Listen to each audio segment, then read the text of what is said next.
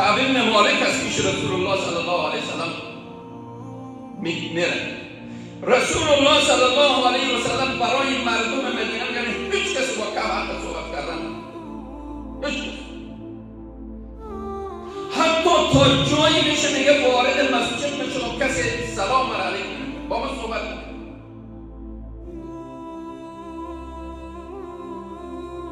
داخل باغی که پسر و کاکایم آبیاری میکرد، داخل اون باغ رفتم و سلام کردن سلام علیکم.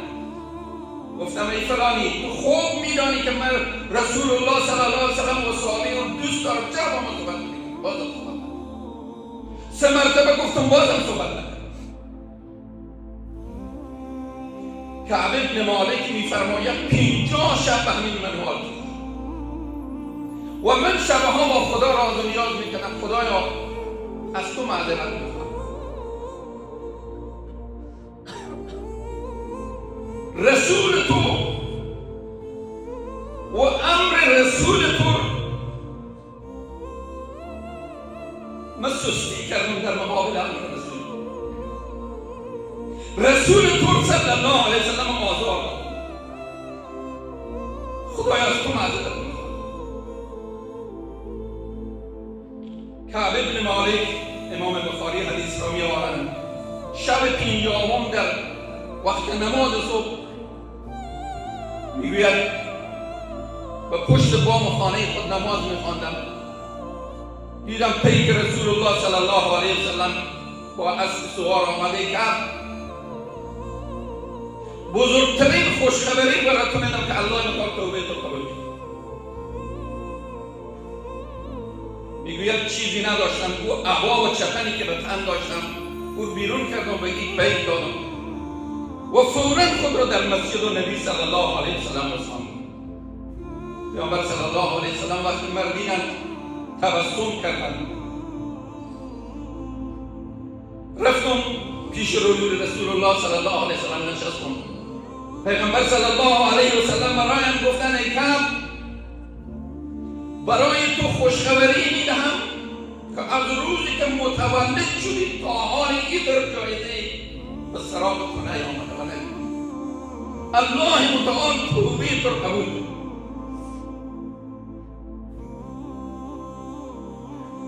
الله متعال توبه تو را قبول کند. کعب بن مالک میگوید یا رسول الله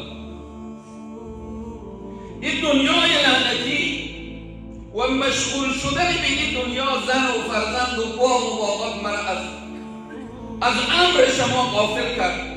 شما شاهد باشید آن چه من در راه خدا دادم. پیامبر صلی الله علیه وسلم میفرماید ای کعب برای خانواده خودم چیز نگاه.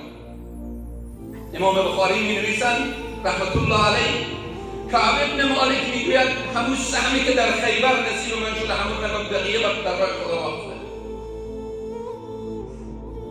لقد كان في قصصهم عبرة لأولي الألباب.